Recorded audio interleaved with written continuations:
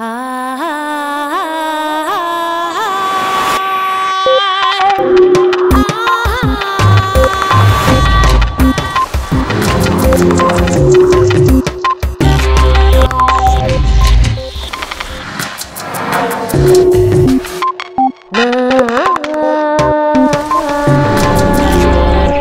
una democracia, las decisiones quedan en manos del pueblo, de modo que la estadística no puede reducirse al método de contabilidad del Estado. Hans Rosling. A través de Internet, de la prensa y de la televisión nos llegan noticias, datos y acontecimientos históricos de todo el planeta. Sin embargo, rara vez tenemos una visión global de lo que pasa en un país, de su historia o de sus perspectivas de futuro. En un mundo interconectado como el de hoy, descubrir lo que sucede en los dormitorios chinos o cómo gestionan su monedero los brasileños nos puede ayudar a saber hacia dónde vamos todos. Eduardo Punset nos revela hoy, de la mano de Hans Rosling, la cara fascinante de los números y las estadísticas y su inmenso poder para explicar el pasado y el futuro del mundo.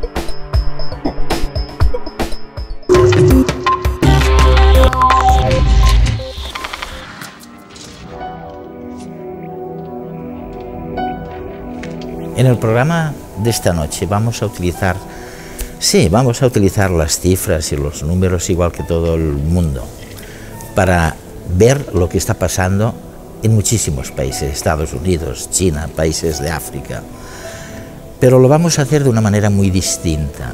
Nosotros vamos a buscar aquellas fórmulas, yo no digo matemáticas, pero casi, que permiten sustentar el comportamiento de un país con relación a otro, por qué un país avanza y otro se queda atrás, y poder predecir exactamente lo que va a pasar con Estados Unidos, que está a la cabeza, va a seguir estando a la cabeza, qué va a pasar con China, qué va a pasar con España. De eso se trata el programa de esta noche. ¿Cuál de estos países tiene un índice mayor de natalidad? ¿Brasil o Estados Unidos?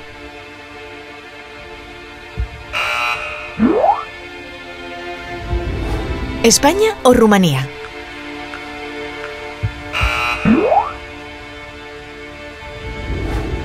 ¿Irán o Luxemburgo?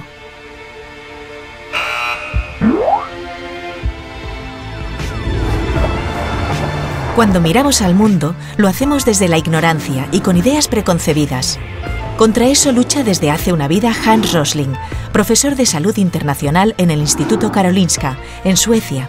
Rosling es capaz de explicarnos, con un solo gráfico, los últimos 200 años de historia del planeta.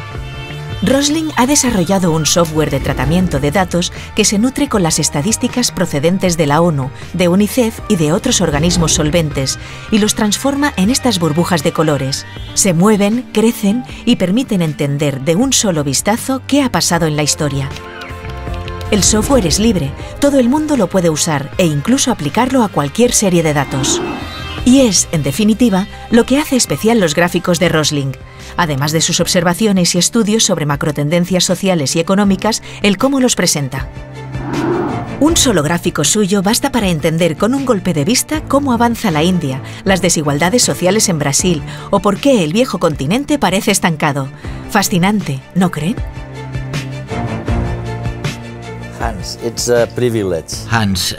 es un privilegio tenerte con nosotros porque creo que ahora nuestros telespectadores tendrán respuestas claras a preguntas más bien vagas. Eso espero. Me encuentro a gente cada día en la calle que me dice: Dios mío, las cosas cada día se ponen peor. Y en cambio, otros científicos, a los que aprecio mucho, como Pinker y otros muchos, sostienen que no, que estamos mejor, que las personas son más generosas y que hay menos violencia. Mi pregunta es la siguiente: ¿estamos mejor? ¿Vamos a mejor o estamos empeorando? Yo trabajo en la salud pública. Por eso creo que las cosas van mejor cuando las personas pueden vivir su vida y morir de ancianos en lugar de morir de niños o de jóvenes.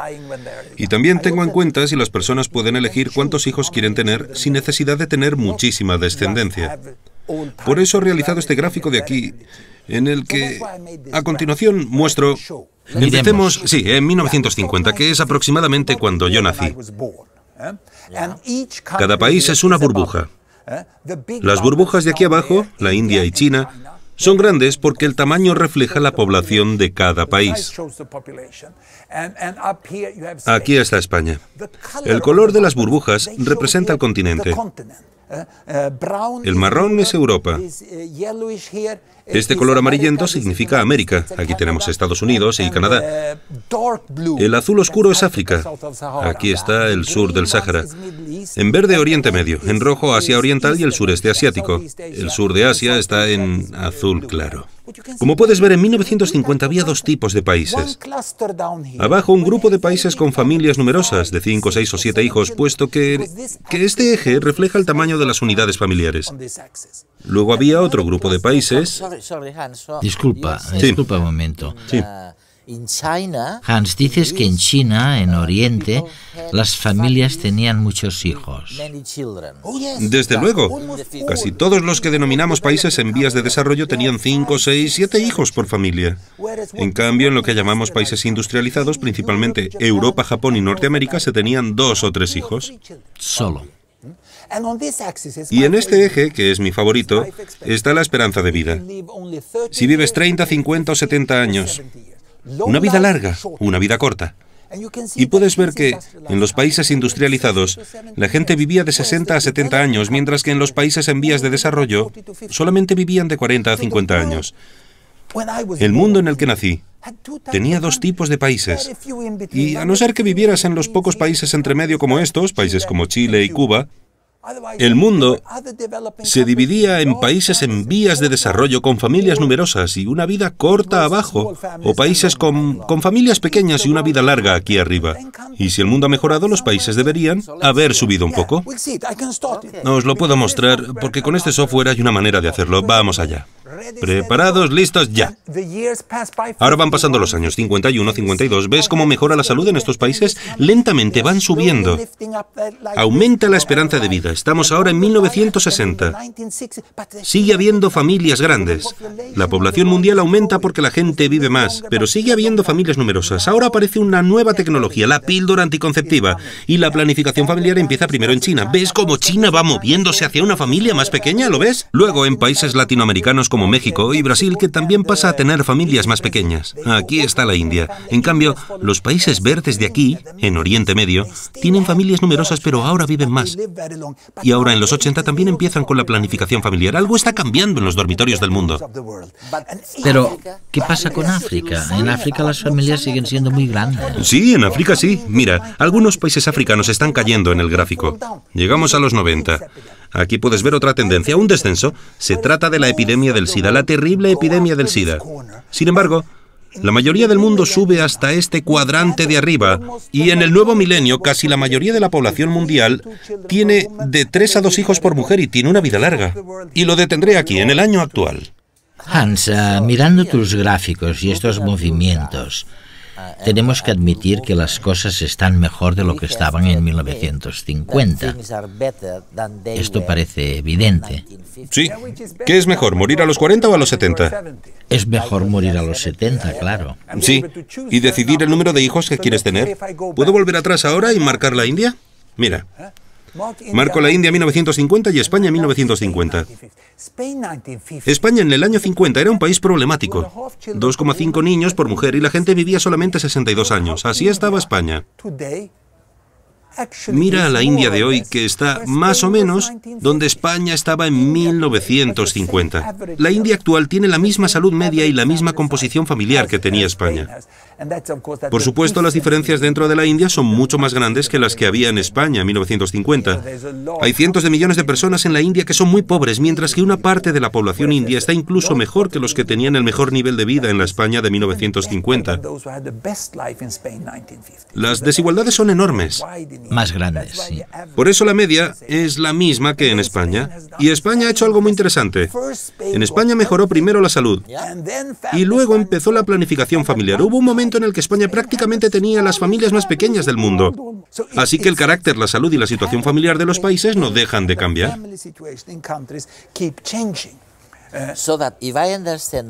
Si lo he entendido bien, este movimiento extraño de España significa que la esperanza de vida aumentó muchísimo, ¿no?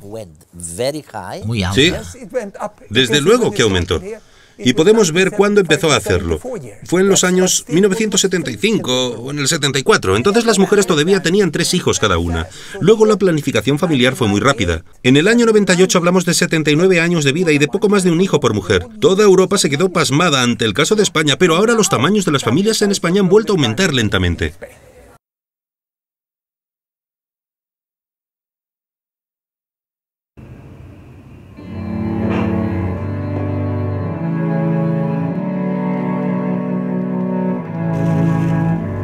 Esta de aquí es mi abuela. ¿A qué es guapa? Tenía 15 hermanos y ella era la segunda más pequeña. Cuentan que al mayor lo mataron en la guerra del Dien Bien Phu, en Indochina, y que otros 3 murieron de niños, de neumonía y otras enfermedades. Cuando estalló la guerra civil, a mi bisabuelo le dieron un fusil y lo mandaron para el frente, junto con 2 de sus hijos, que eran apenas unos críos de 13 y 14 años. Mi abuela entonces tenía 10 y recuerda que cada noche tenía que lavar la ropa que llevaba puesta, porque solo tenía una muda, no había dinero para más. Muchos días, sobre todo en invierno por la mañana, se la tenía que volver a poner totalmente empapada. Comía peladuras de patatas y mendigaba pan en el hospicio. Y el colegio lo pisó poco, aunque eso sí, aprendió a leer y a escribir y a echar cuentas. Conocí a mi abuelo con 19 años y al poco se casaron. Mi abuelo trabajaba en una farmacia y ganaba 200 pesetas. Y con eso mi abuela pudo entonces tener más de un vestido para cambiarse y 2 pares de zapatos. Y criaron a 4 niñas, mira, mis tías y mi madre. Y aunque no les pudieron dar grandes lujos, las 4 pudieron comer caliente 3 veces al día, estudiar y de vez en cuando estrenar alguna ropa. Mis padres se casaron con 25 años. Entonces mi padre ganaba 25.000 pesetas al mes. Y con eso se pudieron comprar un piso en Barcelona por 3 millones de pelas. Y estos somos mi hermano y yo, que hemos tenido, podríamos decir, una infancia fácil, con caprichos. Y nuestros padres nos han podido mantener mientras nos acabamos la carrera. Ahora mi hermano trabaja de abogado en un bufete y yo soy periodista. Algo que mi abuela ni tan solo soñó que podríamos llegar a ser. A veces, cuando miro fotos y escucho a mi abuela relatar cómo era ella a mi edad, no puedo dejar de maravillarme por las vidas tan diferentes que nos han tocado vivir. Y eso que entre ella y yo solo hay 40 años de separación.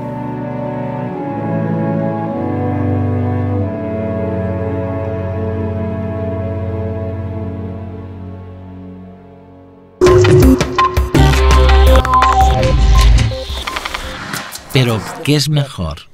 ¿La salud o la riqueza? Ahora voy con los 2 grandes. Mira, los 2 grandes. Estados Unidos en 1950 y China en 1950. Y ahora pongo en marcha el programa y podemos ver cómo China llega al año 2000 y 2010. Del 2011 en adelante tenemos proyecciones con los datos de los últimos años y una proyección de la tendencia. Si elimino el resto de países, podemos ver cómo China casi ha alcanzado a Estados Unidos. La China actual es como los Estados Unidos de 1983. Pero esto sucede con los 2 indicadores familiares. Este es el indicador del dormitorio. Si la pareja joven puede dialogar y planear el tamaño de su familia. Este otro es el indicador del baño y la cocina, si hay agua, jabón y comida en la mesa para poder vivir bien. Si ahora lo cambio y te muestro la cantidad de dólares disponibles por persona, suelo llamarlo el indicador del monedero, voy a cambiar de indicador y a incorporarlo. Para ello hago clic en este software y paso a analizar el PIB per cápita. Se hacen dólares comparables. Y ahora puedes ver que la China actual ni siquiera ha alcanzado el lugar donde estaba Estados Unidos en 1950.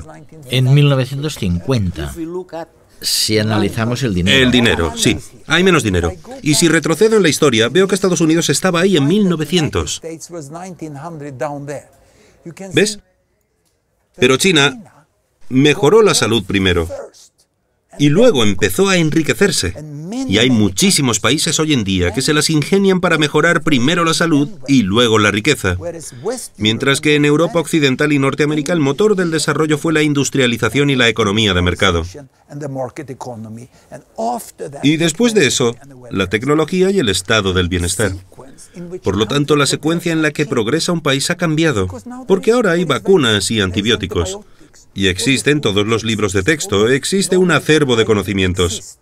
Así pues, un país puede desarrollar su capacidad humana y luego experimentar un crecimiento económico muy rápido. Por eso China está creciendo más rápido de lo que jamás lo hizo ningún país de la Europa Occidental o Norteamérica, porque primero ha logrado contar con una población saludable y bien formada. Luego han podido impulsar la competitividad económica y el crecimiento, mientras que nosotros en Europa tuvimos que inventar las cosas y descubrir el remedio contra la tuberculosis. Necesitamos a Pasteur y sus vacunas. Tuvimos que proceder así con el crecimiento económico. Pero ahora estas herramientas están disponibles. Por eso no resulta sorprendente que estos países nos alcancen.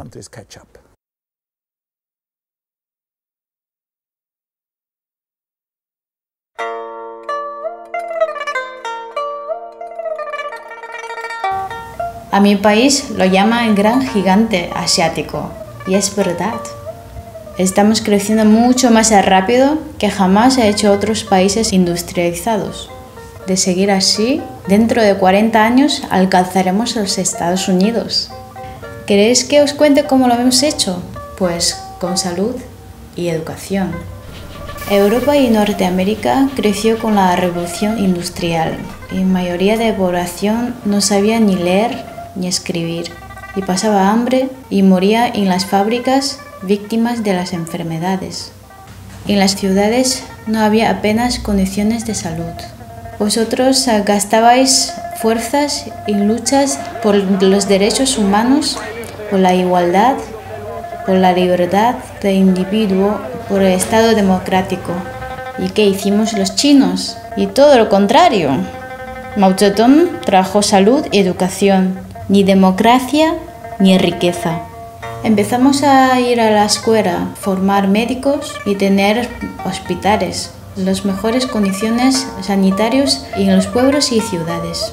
Cuando ya tuvimos todo eso, después el Deng Xiaoping trajo el dinero. Primero conseguimos la capacidad humana y después empezamos a desarrollar económicamente muy rápido. Fijaos en todo vuestro alrededor. Están todo hecho en China. Y aunque ahora así explicando parecen todo fácil y bonito, la verdad es que también tuvimos que pagar un precio muy alto en temas sociales.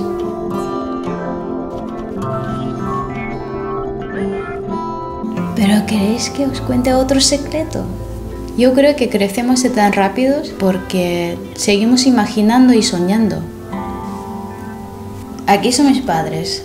Cuando se casaron, imaginaba tener una casa nueva y que nosotros tengamos una vida mejor que lo que había tenido ellos, ir a estudiar. Y a vosotros, como ya lo tenéis todos, a veces olvidáis de imaginar y a soñar. Así, sin sueños, poco se puede avanzar. Las frases que están detrás escrito dice: cuando tengas proyecciones, entonces avanzas a un estado más alto.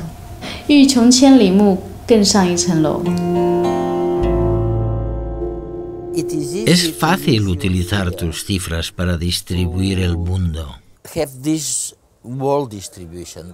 para dividirlo entre los pueblos que están creciendo rápidamente y los que no. Pero, ¿cómo se dividiría el mundo de acuerdo con la cultura o los derechos humanos? Verás, Japón tiene unos derechos humanos relativamente buenos. La religión mayoritaria es el budismo, pero en cambio, mira Camboya. Ahora está un poco mejor, pero ahí se perpetró la matanza más terrible del Oriente moderno. Pol Pot y sus gemeres rojos salían del budismo. Luego hay crímenes terribles que se han cometido en países islámicos, otrora pacíficos, con una buena fe y pacíficos. Al cristianismo también puede imputársele muchos crímenes. como la Inquisición y lo que sucedió en Alemania durante el Holocausto. Claro que también hemos visto el caso opuesto, los misioneros. Creo que todas las religiones y principales culturas tienen una cara terrible y una cara buenísima. Realmente, me parece que dividir el mundo en grandes religiones no explica nada. No conduce a ningún lado. No nos lleva a ningún lugar, porque puede haber familias de 2 hijos en países de credo musulmán y puede haber un poco de todo en países católicos o en países budistas. Puede haber buenos derechos para las mujeres en todas las religiones y malos derechos para las mujeres en todas las religiones. Cada uno de estos objetivos es una meta en sí misma. Hay que luchar en pro de la democracia, de la libertad de prensa y de los derechos de las mujeres. Requiere tiempo y no se consigue de un modo automático. Nada de esto nos viene dado de un modo automático. Hans, realmente lo que está sugiriendo es probablemente algo que las personas de a pie ya han empezado a notar en la vida cotidiana, en la política, por ejemplo, o la religión, que son menos importantes de lo que parece. Es que se puede, ¿cómo decirlo?, tomar todas las cosas buenas de una cultura y dejar las malas. En Suecia, por ejemplo, podemos estar orgullosos. Tenemos un gobierno conservador, de derechas. Pero ¿sabes lo que hacen los ministros suecos? Cuando llega el Día del Orgullo Gay, el Partido Conservador se pone en la primera fila del desfile. Esto nos sorprendió muchísimo y ha cambiado completamente. Hace 10 años habría sido impensable. Otro ejemplo, en China solía haber mucha opresión a las mujeres. Sin embargo, tras el periodo comunista, ahora las mujeres tienen más igualdad en China en muchos aspectos que en la India. Eso sí que ha cambiado en China. ¿Te puedes imaginar, por ejemplo, que los países del mundo árabe renuncien a la poligamia? Sí. Pero Mira, muchos ya lo han hecho. Las cosas cambian. Lo más importante es entender que en un país como Egipto, las mujeres tenían una media de 6 hijos hace tan solo una generación, 35 años, mientras que hoy en día tienen de 2 a 3 hijos por mujer. En Egipto la mortalidad infantil era del 20% cuando yo iba a la universidad. Hoy en día es del 4%. Las mujeres solían casarse muy jóvenes. Ahora la edad del matrimonio ha aumentado. Los cambios son enormes. Déjame que te cuente otro caso en mi país, en Suecia. En 1919, el Parlamento decidió prohibir los preservativos. No se permitía importar o vender preservativos en Suecia. Podías ir a la cárcel. ¿en 1910? Sí, en 1910. Mi abuela tenía un marido alcohólico, lo cual es un gran problema en Suecia. No quería tener más hijos. Escuchó a alguien que iba a dar una charla informativa sobre preservativos, así que acudió a escucharla. Y en menos de 5 segundos ya la habían arrestado. Esto sucedió a finales de la década de 1910. En 1936 se volvieron a permitir los preservativos en Suecia. En 1958 se permitió venderlos en público. Recuerdo perfectamente ese día. El año pasado, las 2 últimas obispas que se incorporaron a la iglesia sueca eran lesbianas, casadas con personas de su mismo sexo. Tal es el cambio acaecido en Suecia, en un solo siglo. Y no te hablo de la historia remota, te hablo de algo que me contó mi abuela. No obstante, seguimos teniendo valores suecos muy fuertes, por tanto puedes abandonar una parte de la cultura y conservar otra.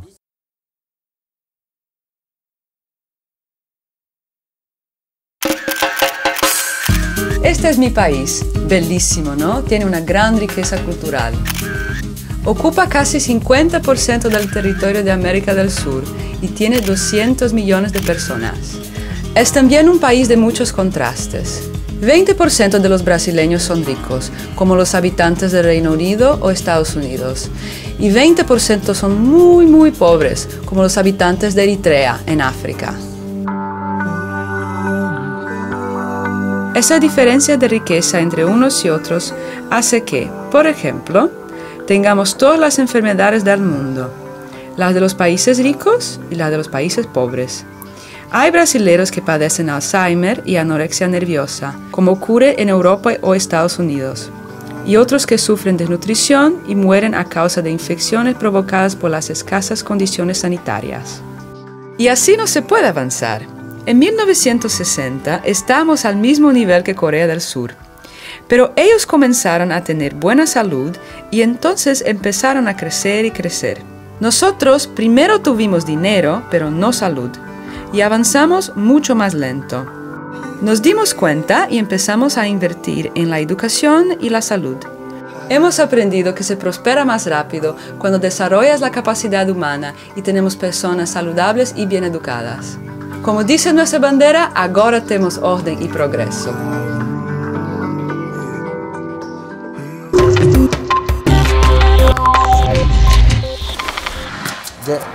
Vayamos ahora a la distribución urbana y rural de las civilizaciones. ¿Cuál será el desarrollo futuro, si nos lo puedes recordar?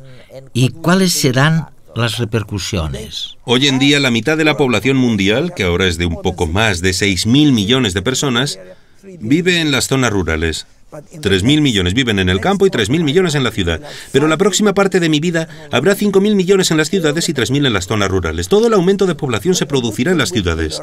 Lo bueno de la urbanización, desde mi punto de vista, es que hace descender la mortalidad infantil. Además, la planificación familiar está más aceptada. Las parejas jóvenes pueden decidir por sí mismos en las ciudades. Pueden elegir tener un par de niños solamente e invertir en ellos. En cambio, en las zonas rurales, las suegras siguen teniendo mucho poder sobre sus hijos, sus nueras y demás.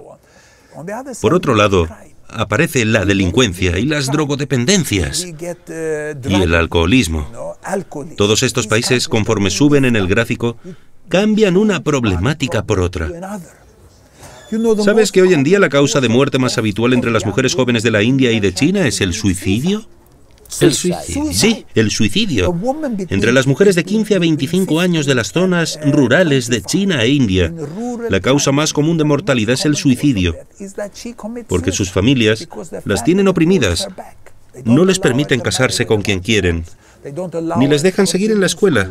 Tampoco les permiten aceptar según qué trabajos, porque las familias tienen ideas conservadoras sobre con quién deben casarse y qué tienen que hacer. Siempre digo que el progreso para un país es un proceso feo.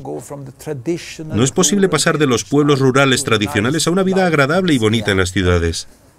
Algunos países tienen que atravesar terribles guerras civiles, como ese periodo nefasto en España. Otros países, como Suecia, tienen más suerte y acumulan 200 años de paz. Algunos tienen problemas medioambientales muy importantes, otros tienen más suerte. Todos los países tienen que encontrar su propio camino. Mira esta imagen.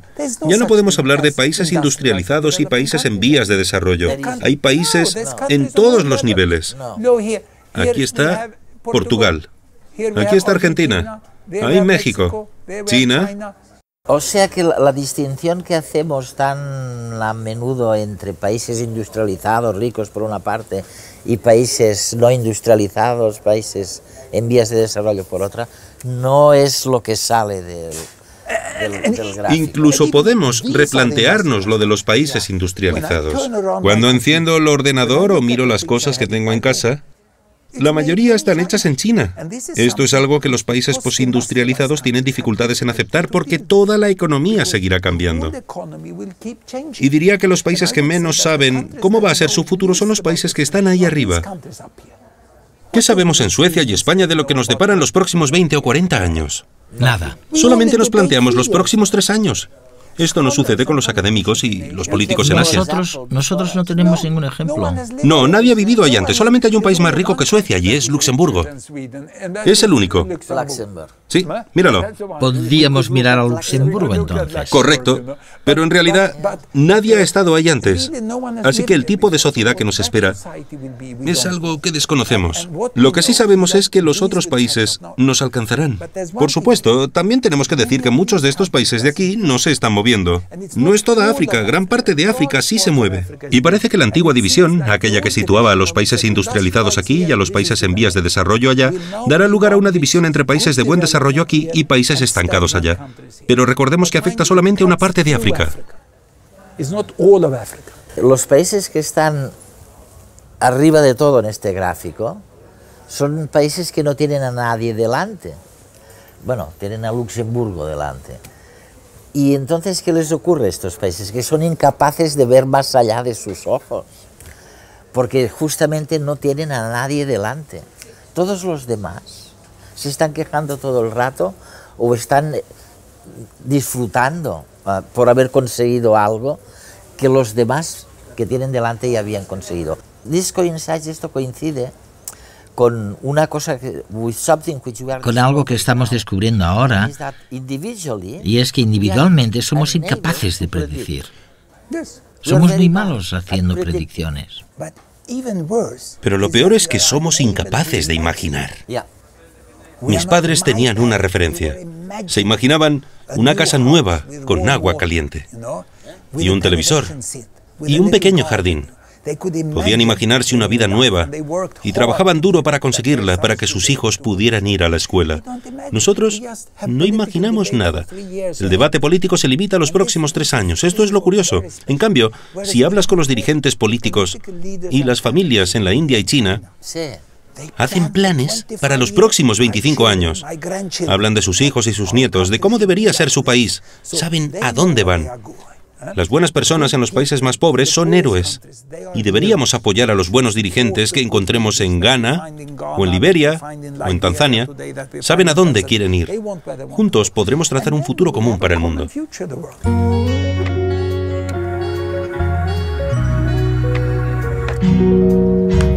Claro que se pueden sacar muchísimas conclusiones del programa de esta noche, pero a mí lo que me fascina de verdad es ver que hemos terminado para siempre con esta separación abismal entre países desarrollados, por una parte, y países que llamábamos en vías de desarrollo, para no llamar subdesarrollados.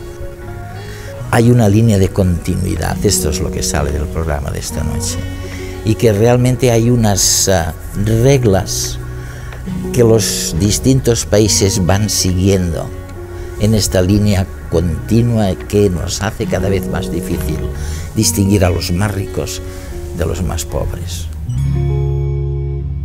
El problema no es la ignorancia, sino las ideas preconcebidas. Hans Rosling.